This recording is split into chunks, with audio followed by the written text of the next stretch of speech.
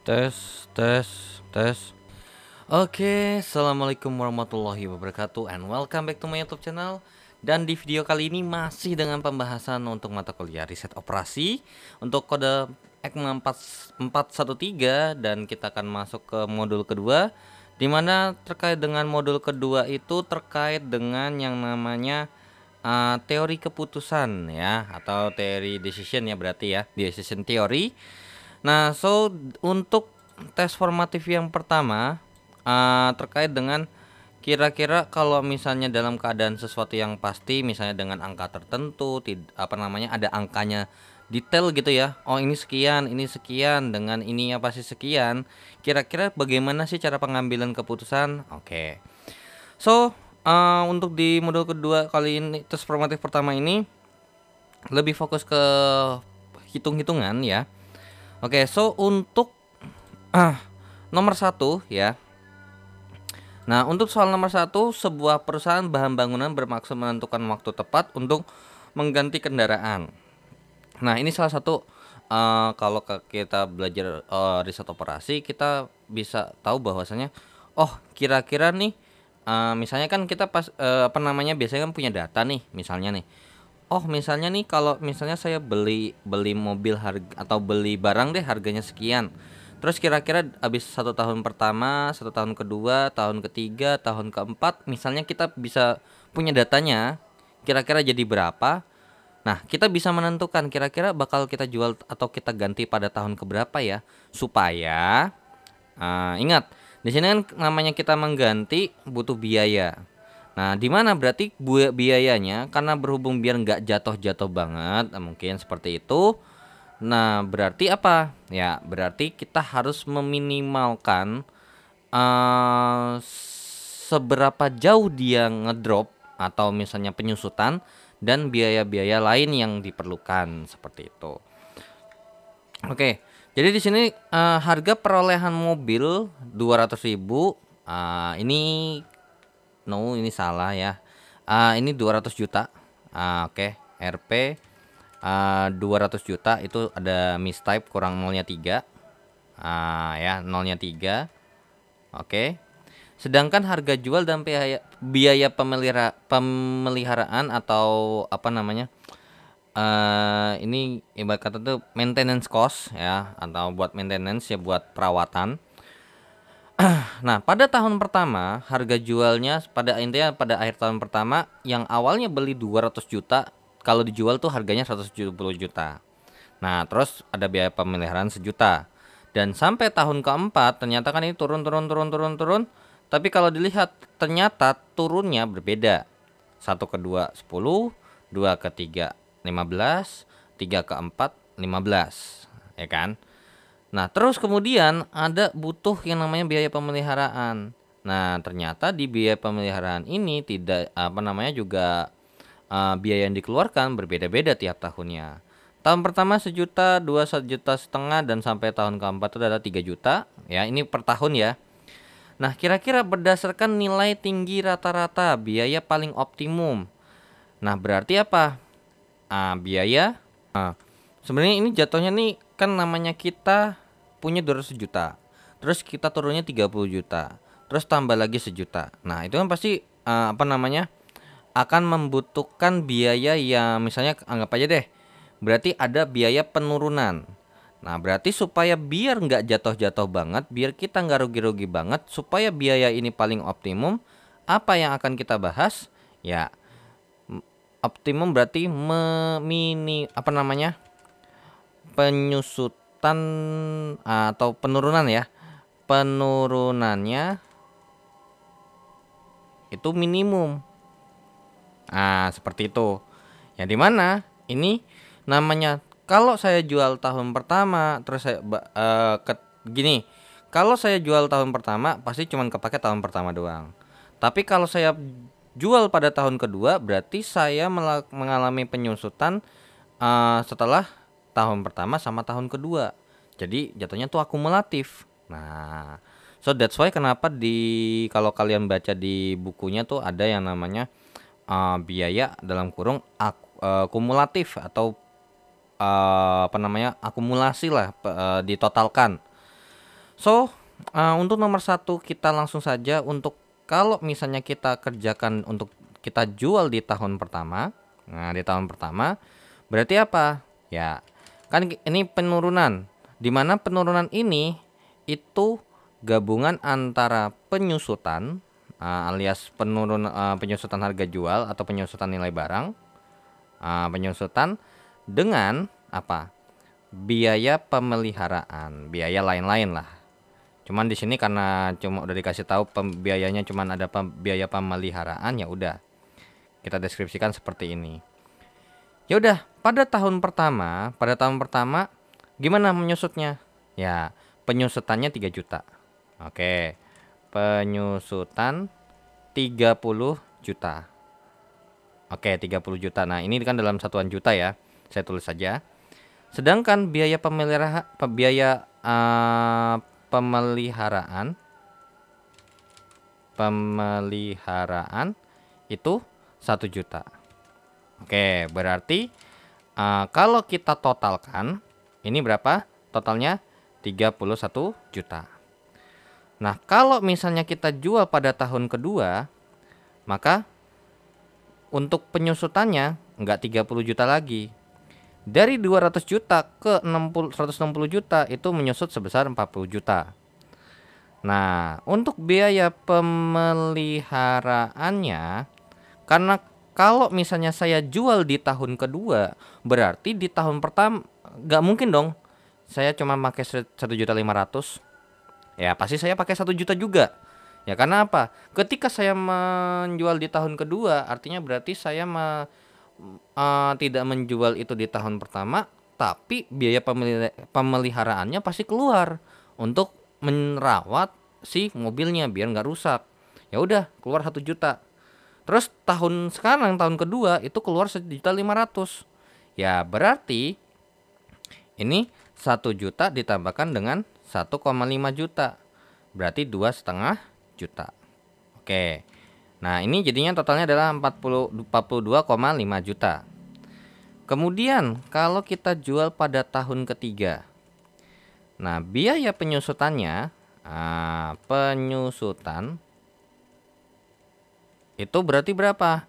Dari 200 ke 145 itu 55 juta. Terus biaya pemeliharaannya itu sebesar ya 1 juta ditambah dengan 1,5 juta ditambah dengan 2,5 juta jadinya berapa? Ya berarti jadinya adalah 5 juta ya. Nah, terjadinya adalah 5 juta. Berarti kalau ditotalin ini berapa? 60 juta. Terus tahun keempat, tahun terakhir. Berarti penyusutannya itu 70 juta. Terus berarti biaya pemeliharaan berapa nih? 1 juta tambah 1,5 juta tambah 2,5 juta tambah dengan 3 juta. Berarti totalnya adalah 8 juta. Kalau kita totalin jadinya adalah 78 juta. Nah, tapi ingat yang kita mau bahas itu adalah nilai rata-rata. Ya udah, berarti kalau ini kita rata-ratakan ya 31 bagi 1. Nah, karena apa? Karena baru 1 tahun. Ya udah 31 juta nih. Kalau ini 42,5 dibagi dengan 2. Nah, berarti jadinya adalah 21,25 juta. Kalau ini 60 bagi 3, berarti ini ibarat kata nih, ternyata kalau saya jual di tahun pertama, berarti kenanya 31 juta per tahun. Tapi karena baru 1 tahun ya nggak usah lah. Nah, tahun kedua berarti kalau misalnya bahasa kasarnya adalah kita mengalami penyusutan kurang lebih tuh 21,25 juta per tahunnya. Per tahun gitu ya. Ini juga nggak apa-apa deh per tahun. Ini 20 juta per tahun. Kalau ini 78 dibagikan dengan 4 itu adalah 19,5 juta per tahunnya. Ya udah, berarti bagaimana? Rata-rata yang paling rendah otomatis yang penurunannya per tahunnya minimum, yaitu adalah 19,5 juta per tahun, atau jawabannya adalah yang D.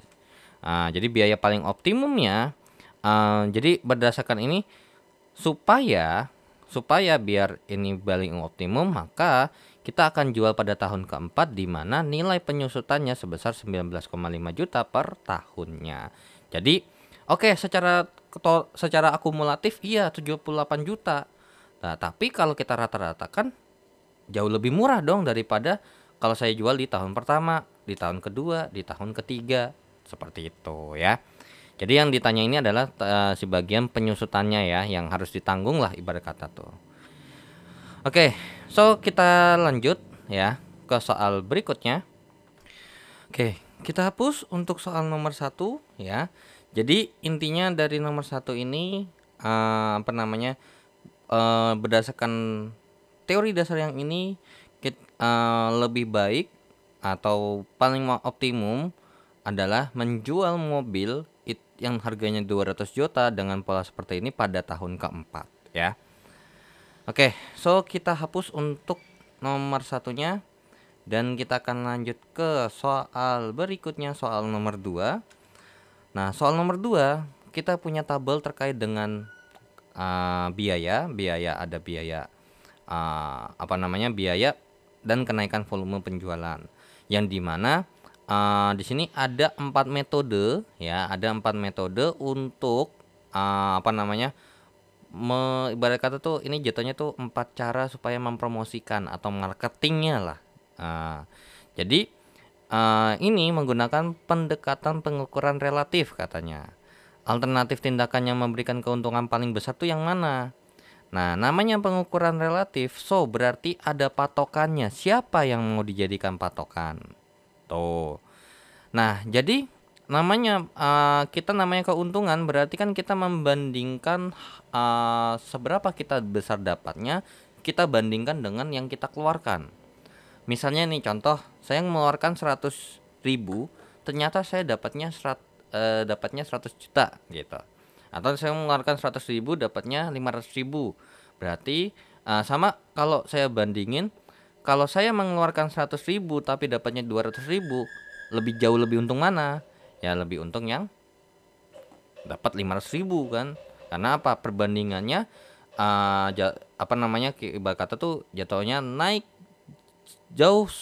sangat jauh signifikan dari 500.000 ke dari 500.000 500.000 dari 100.000-nya berapa persen tuh ya kan?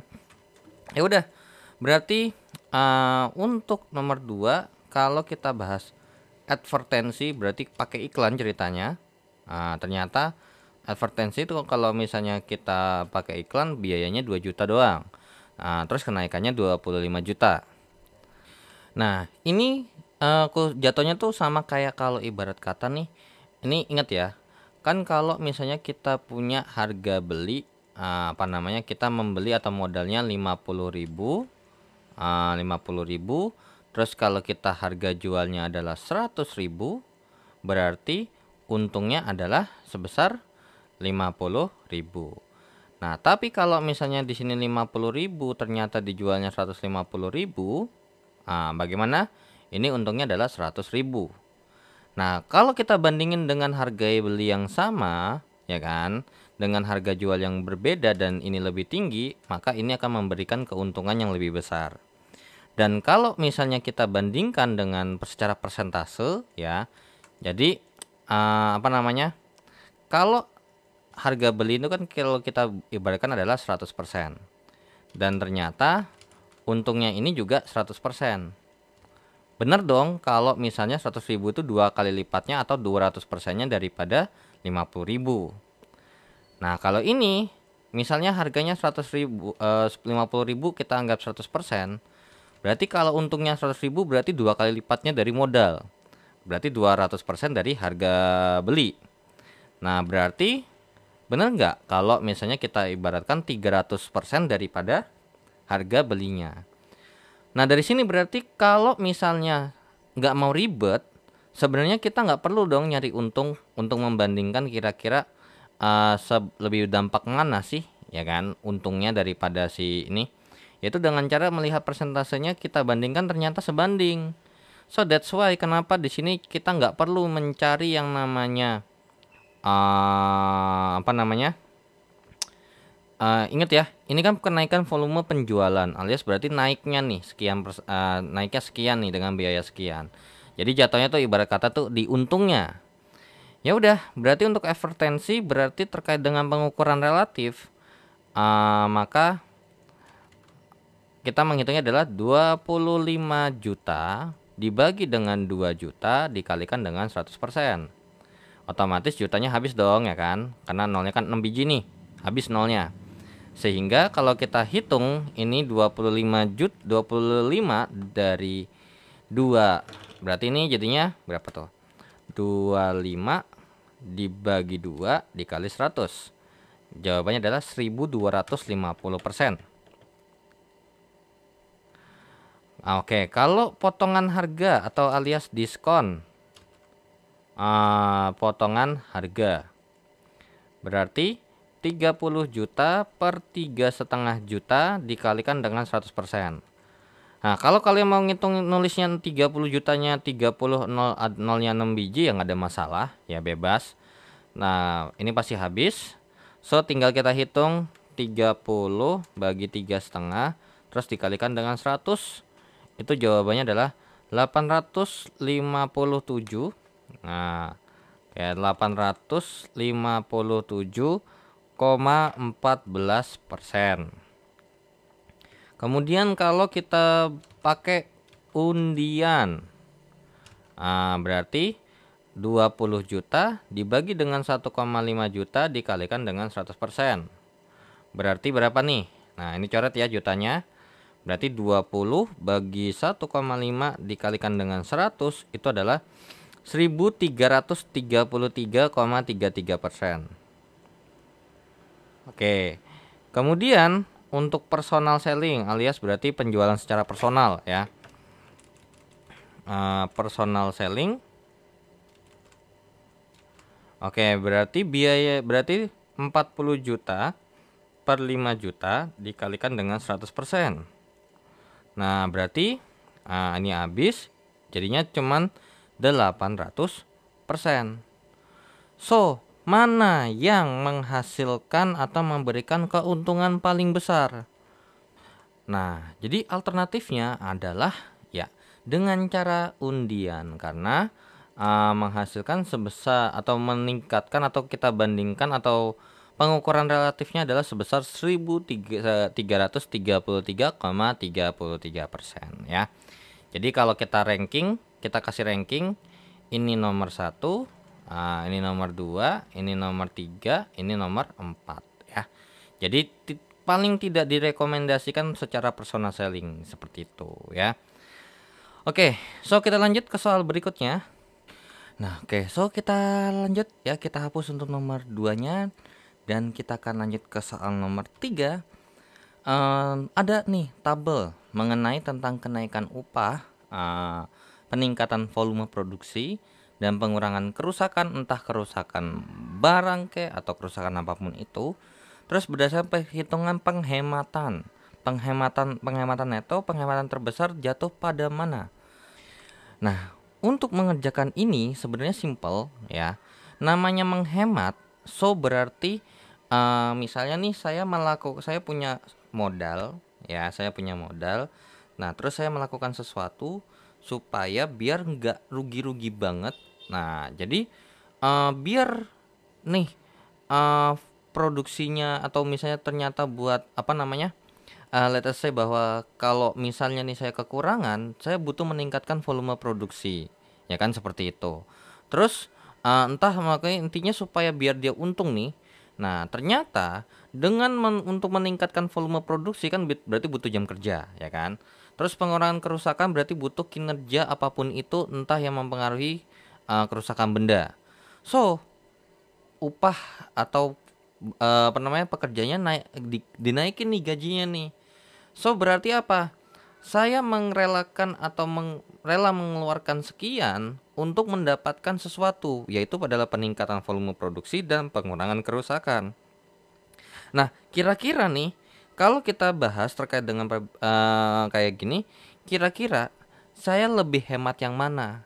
Jadi apakah saya mengeluarkan 10 terus mendapatkan 550, atau saya mengeluarkan 20 mendapatkan 655? Ya, so kita harus cek. Ini kita bilang 1, 2, 3, 4. Nah, untuk yang pertama berarti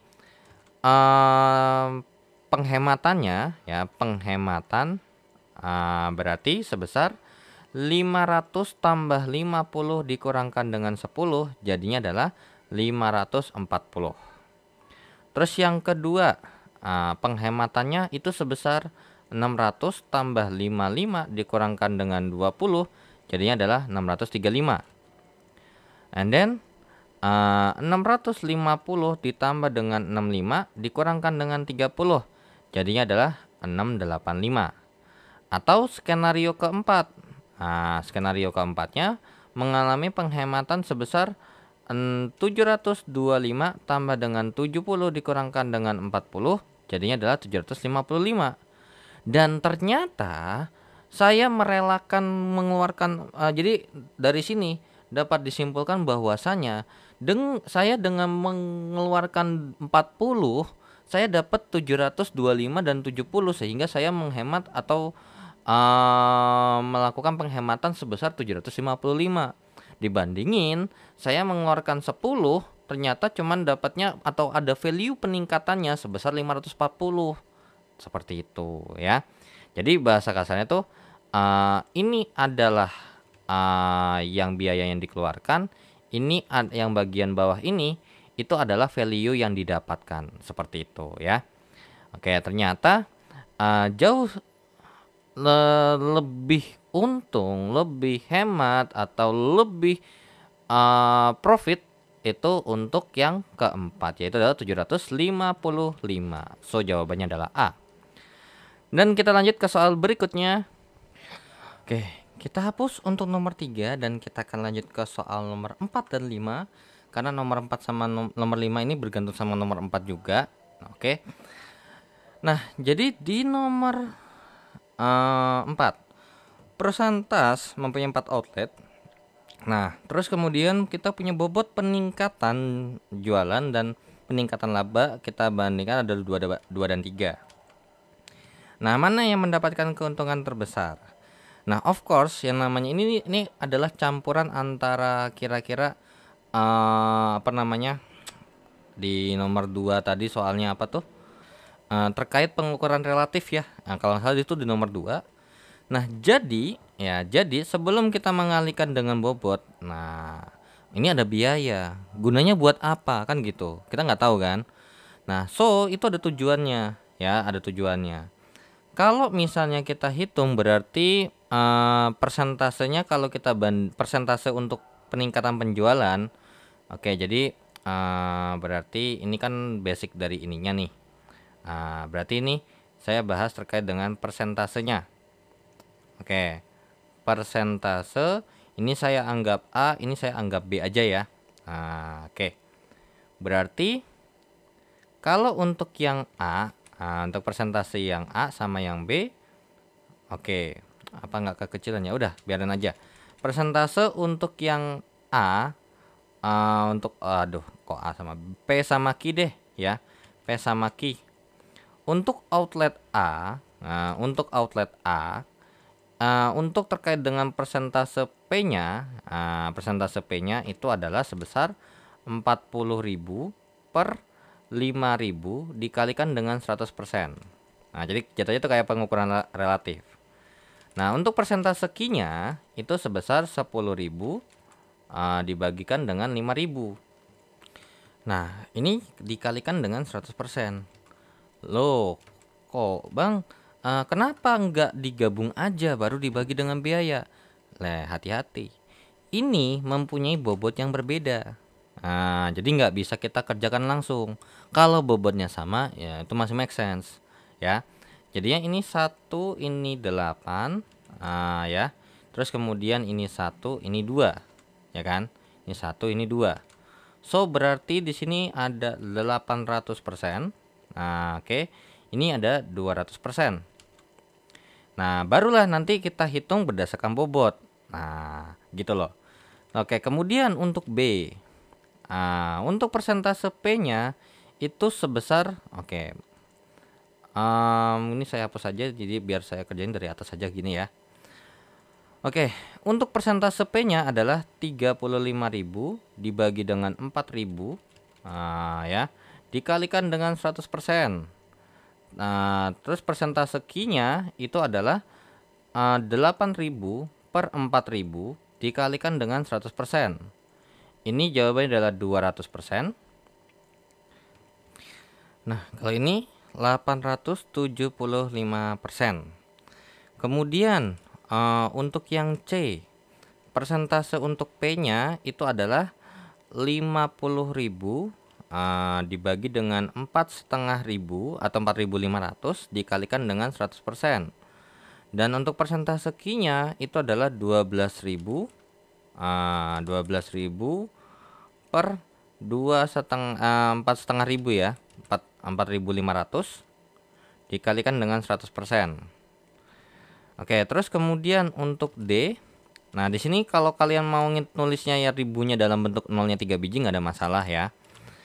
Di sini saya biar biar nggak kebanyakan atau nggak ribet, biar nggak terlalu ribet untuk menulis angka nolnya. Oke, ini 45.000 per 6.000. Terus yang ini 15.000 per 6.000 dikalikan dengan 100%. Ini dikalikan dengan 100%. Oke. So, langsung aja 50 bagi 4,5 itu adalah ini kurang lebih adalah 1111,11%. Kalau ini 12 bagi 4,5, ini kalau dikali 100 adalah 266,67%. Kenapa sih angkanya nggak bagus gitu loh? Ih, nyusahin. Ini 750%.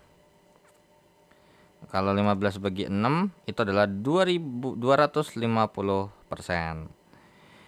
Ya udah, berarti dari sini sebenarnya udah ketahuan ya bahwasanya kalau misalnya kita bandingkan 2 banding 3, ya peningkatan penjualnya 2, terus labanya 3, harusnya sih yang C. Cuman ingat, dengan bobot yang berbeda, semisal ya, tapi kalau dilihat dari sini sih logikanya sih pasti yang C. Alasannya kenapa? Karena dengan bobot yang sama, mereka berdua ini mempunyai keunggulan semua. Dari P-nya punya keunggulan, Q-nya juga punya keunggulan. Terkecuali kalau misalnya contoh, kalian membandingkan antara A dengan D. Nah, kalau A dengan D, of course kalian harus menghitung kira-kira bobotnya berapa sih. Nah, tapi kalau modelnya kita bandingin C dengan D, of course nggak usah dibandingin. Orang secara persentase aja udah lebih gede, ya kalau kita kasih bobot ya juga lebih gede lagi. Seperti itu ya. Nah, namun ternyata di sini juga diminta nih keuntungannya berapa. Jadi kita langsung nih ya. Kita langsung kali dengan 2 sama 3-nya. Nah, oke. So, sekarang kita kalikan dengan bobot ya. Oke. Untuk ini dikalikan dengan 2 ya, berarti jadinya totalnya adalah 1.600%. Oke, 1.600%. Terus kemudian ini dikali dengan 3 jadinya adalah 600%. Oke, berarti kalau ditotalin untuk yang A saja itu adalah 2.200%. Kalau ini dikali dengan 2, ini dikalikan dengan 3, 600%. Ini jadinya 875 kali 2 ya. Harusnya 1.750 ya. Ya, 1.750. So, berarti ini kalau ditotalin jadinya totalnya adalah 2.350%. Kemudian ini kalau dikali 2 sama ini dikali dengan 3, berarti 2.222,22% ditambah dengan 26 266,67 kali dengan 3 itu adalah 800,01. 800,01%. Kalau ditambahin berarti sekitar 3022,23 ya, 23%. Terus kalau yang ini dikali dengan 2, ini dikalikan dengan 3 jadinya 1500%. Terus kemudian ini kalau dikali dengan 3 750%. Berarti kalau ditambahin jadinya 2250%. So, ya mana yang paling besar? Ya yang C kan, benar, terbukti. Dan di sini juga di nomor 5 sudah tertera jelas jawabannya adalah yang A ya, yaitu adalah 3022,23%. Oke, so kita lanjut ke tes formatif kedua. Nah, oke, so kita lanjut, kita hapus dulu untuk nomor 4 dan nomor 5-nya dan kita akan lanjut ke tes formatif yang kedua. Nah, mungkin tes formatif kedua bakal saya bagi 2 part aja. Nah, ini sebenarnya soalnya cuma satu. Cuman ngeselinnya adalah soalnya bejibun, ya. Oke, jadi di sini kita punya informasi bahwasanya ada 2 paragraf ya di soal. Nah, oke. Jadi soalnya sebenarnya 5, ada 5 cuman gabungan. Nah, di mana nomor 4 sama nomor 5 ini mungkin kita akan belakangan karena kita akan membandingkan terlebih dahulu daripada si nilai-nilai yang ada di sini ya. Oke. Nanti barulah kita rangkum ya. Kita rangkum nanti saya tulis aja di bagian mananya, nanti ada summary-nya, baru nanti kita determine which is the best the best opportunity kan.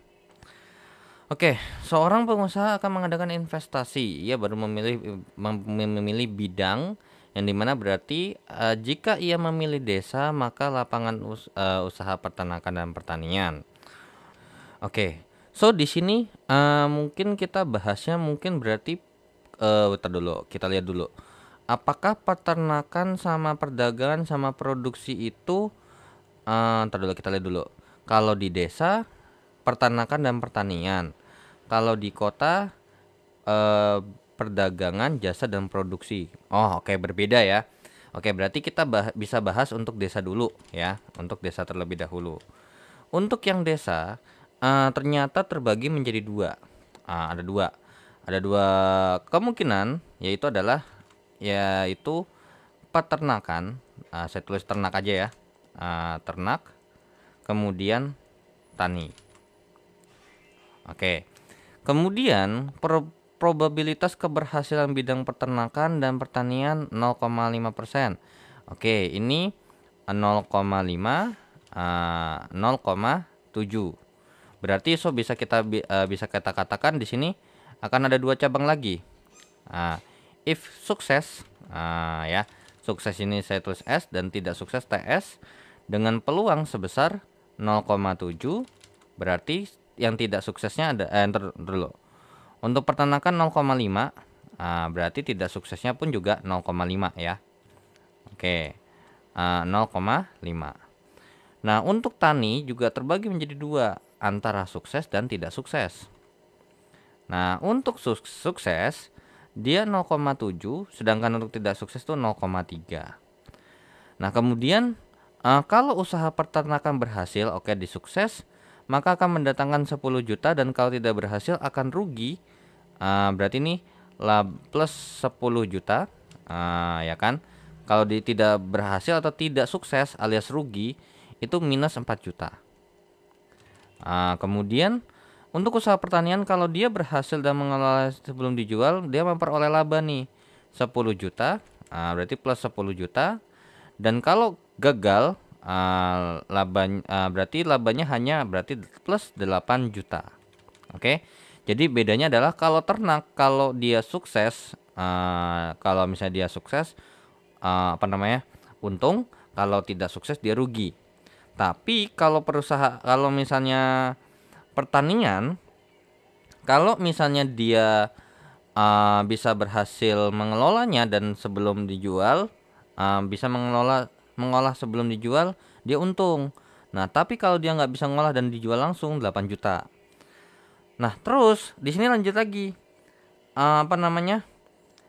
probabilitas bisa atau tidaknya perusahaan mengelola hasil pertanian.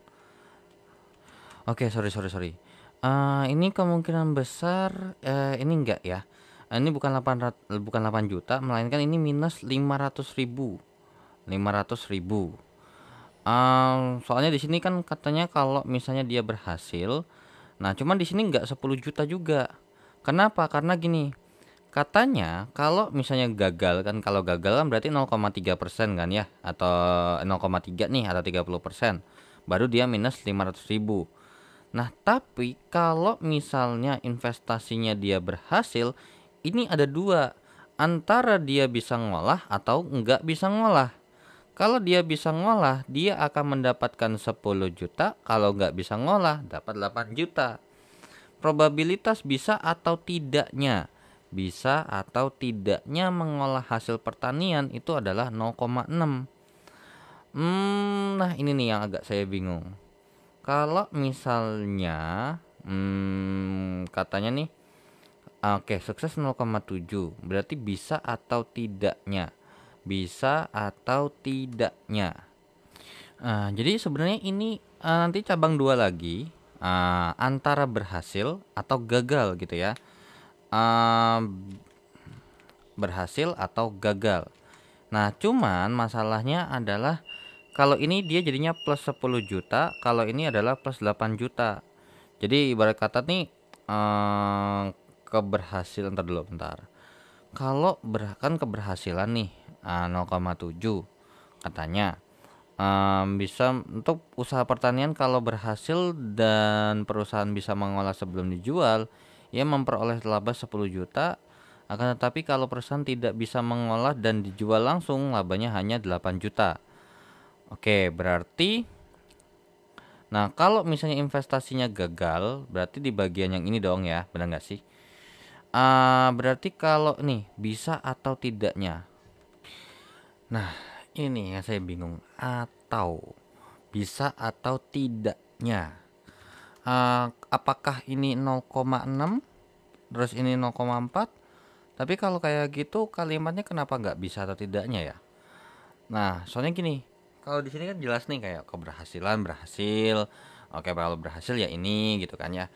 Probabilitas bisa probabilitas perusahaan berhasil mengolah. Nah, itu oke 0,6.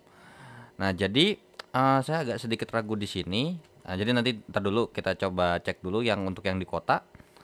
Soalnya di sini juga ada salah apa namanya ya? Kalau kita lihat nih, apabila ia mengadakan investasi di kota ada 3 bidang. Andai kata usaha pertanian ini gagal, kenapa diketik lagi? Tuh.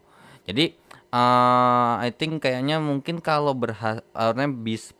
probabilitas bisa perusahaan mengolah ini 0,6. Nah, ini 0,6, ini 0,4 seperti itu ya. Atau nanti coba antara dua nih, antara begini atau digabung hasilnya itu 0,6. Nah, untuk kota ada 3. Ada 3. Katanya perdagangan, dagang, jasa, produksi. Di dagang akan terbagi, kita kalau misalnya memilih bidang dagang mendapat laba 5 juta, probabilitas mendapatkan bentar. Kalau misalnya berarti ini ada 3 nih.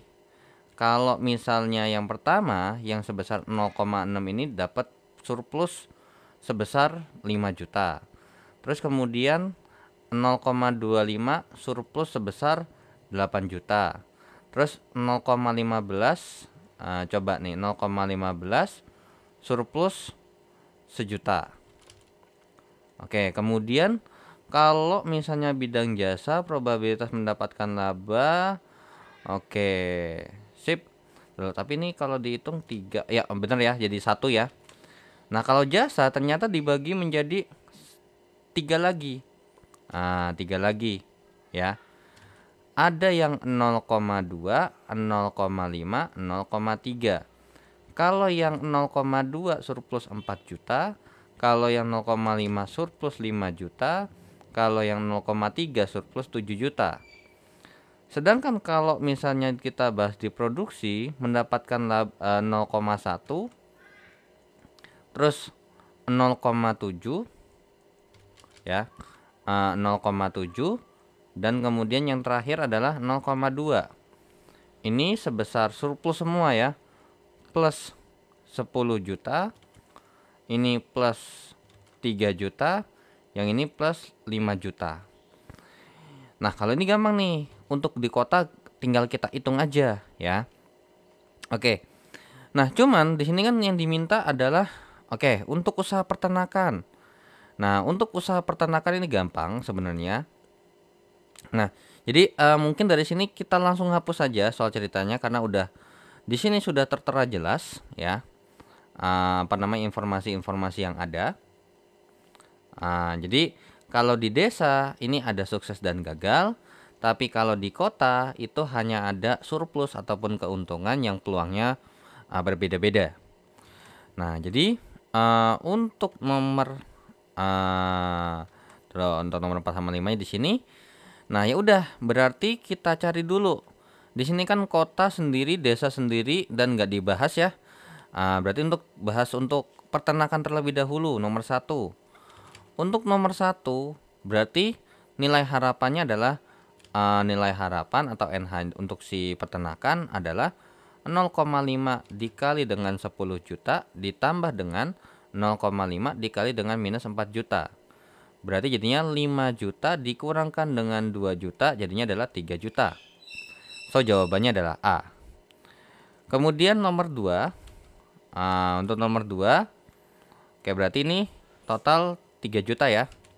Plus 3 juta. Terus kemudian untuk nomor 2, perdagangan. Perdagangan ini dagang nih. Nah, ini.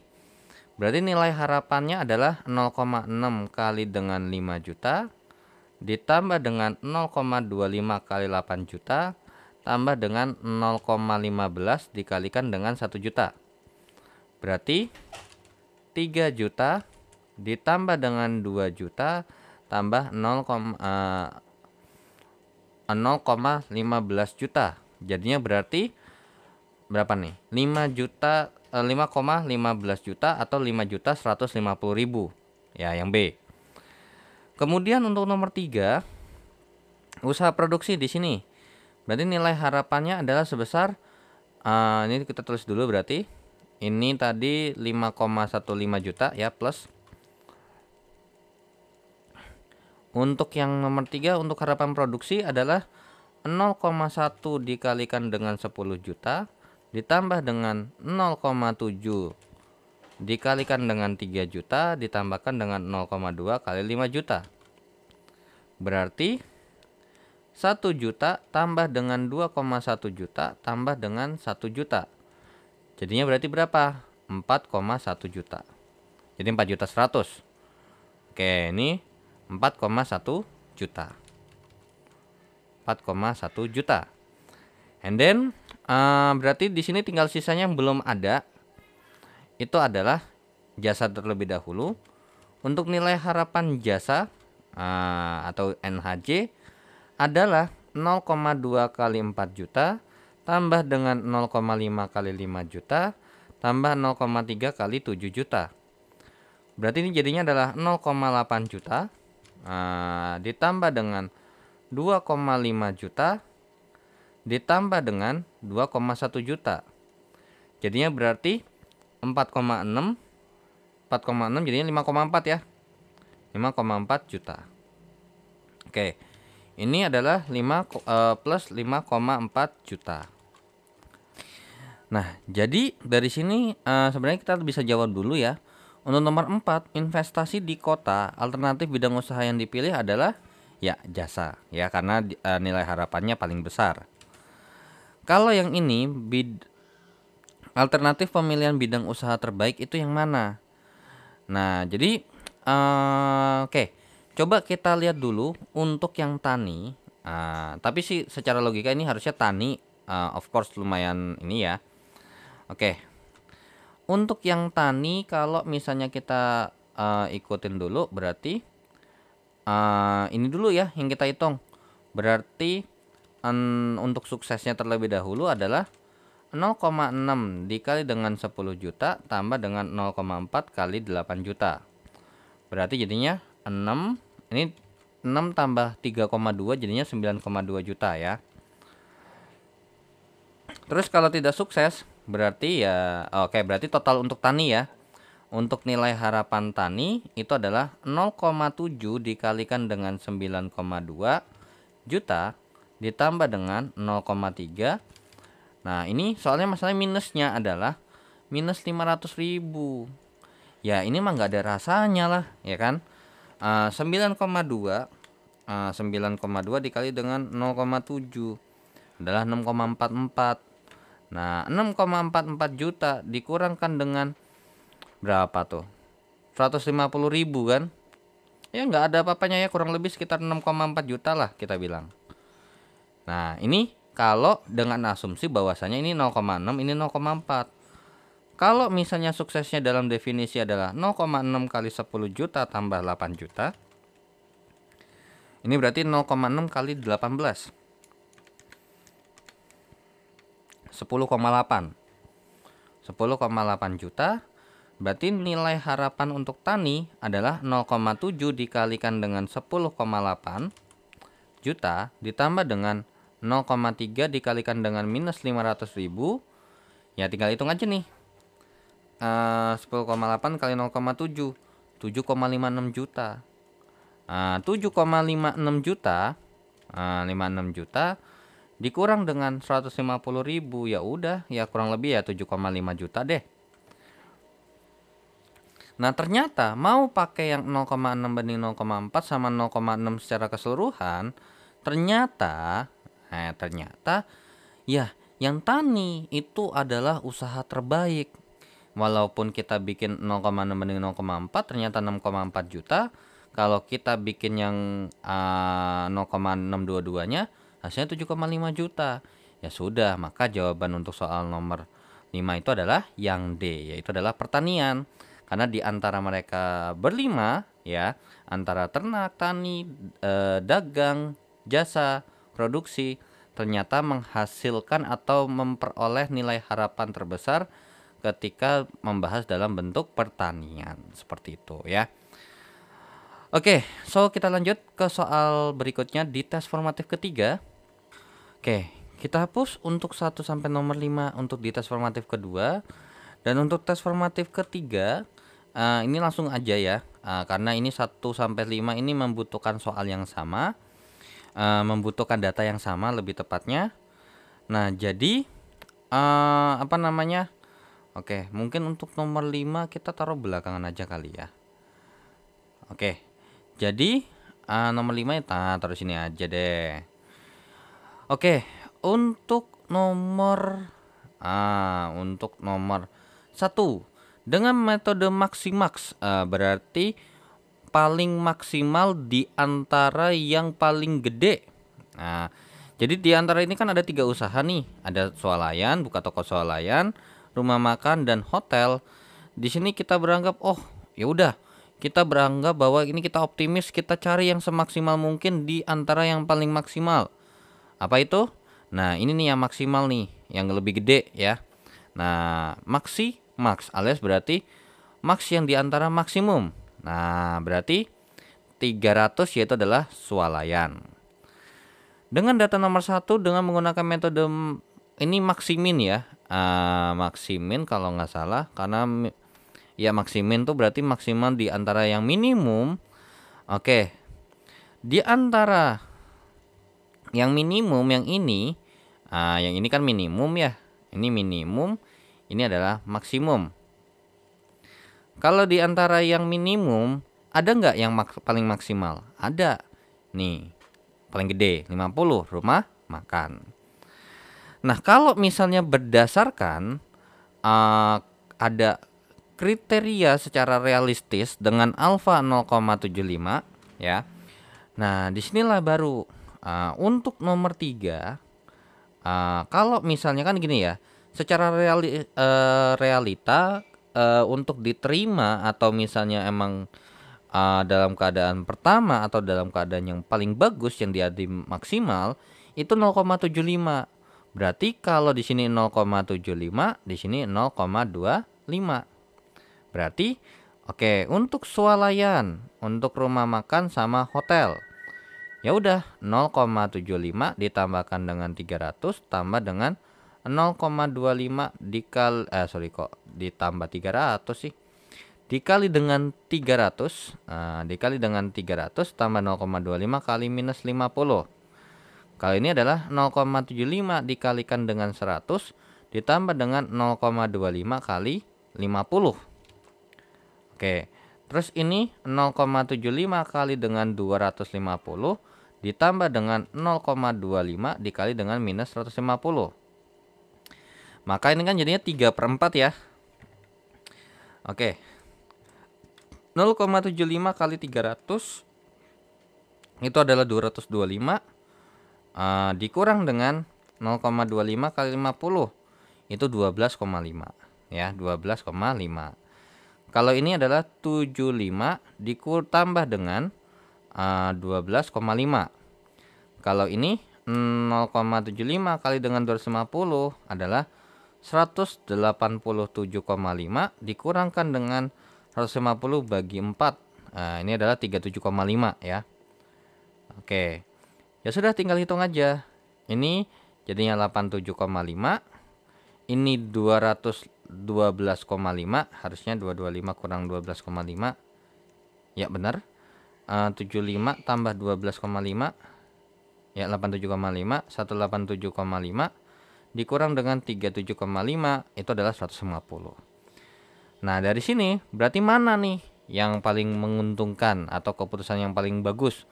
Ya, yaitu adalah swalayan ya. Berdasarkan data berikut menggunakan metode equally likely. Nah, namanya sesuai dengan namanya equally likely berarti disamaratakan 50-50. Berarti untuk nomor 4, berarti swalayan, rumah makan, hotel. Berarti karena sama rata ya, berarti sebenarnya ini 0,5 dikali dengan 300 ditambahkan dengan 0,5 dikalikan dengan minus 50. 0,5 kali 100 ditambah dengan 0,5 kali dengan 50. 0,5 dikalikan dengan 250 ditambah dengan 0,5 dikali dengan minus 150. Berarti ini jawabannya adalah 150 dikurangkan dengan 25. Ini 50 tambah 25. Ini 125 dikurangkan dengan 75. 50, 75, 125. Ternyata ya kalau kita anggap dia sama rata, maka tetap ternyata usaha swalayan ya yang paling bagus. Nah, dari 1 sampai 4 ini ternyata dapat disimpulkan bahwasanya ya usaha swalayan ini mempunyai cukup lumayan ya, bahkan lebih paling bagus di antara 3 lainnya dengan menggunakan metode secara secara realita dibagi dengan sama rata dan maksimax itu usaha swalayan, sedangkan untuk membuka rumah makan itu adalah untuk minimax. Jadi kalau misalnya pengusaha yang bersifat optimis akan memilih investasi yang mana? Ya jawabannya pasti A. Dari 4 metode, 3 metodenya sudah mendukung untuk membuka usaha swalayan. Seperti itu. Nah, jadi untuk nomor 5 jawabannya adalah A. So, dengan begitu saya akhiri dulu untuk pembahasan riset operasi untuk modul kedua, dan saya ucapkan terima kasih bagi yang sudah nonton video ini, dan jangan lupa untuk di like, di share, dan subscribe channelnya jika bermanfaat, dan thanks juga yang sudah donasi di saweria.co dan scan barcode kirisnya. Dan saya ucapkan terima kasih juga bagi yang sudah subscribe, dan jika ada kekurangan ataupun pertanyaan langsung saja di chat di kolom komentar, dan saya izin pamit. Wassalamualaikum warahmatullahi wabarakatuh. See you in the next video. Bye bye.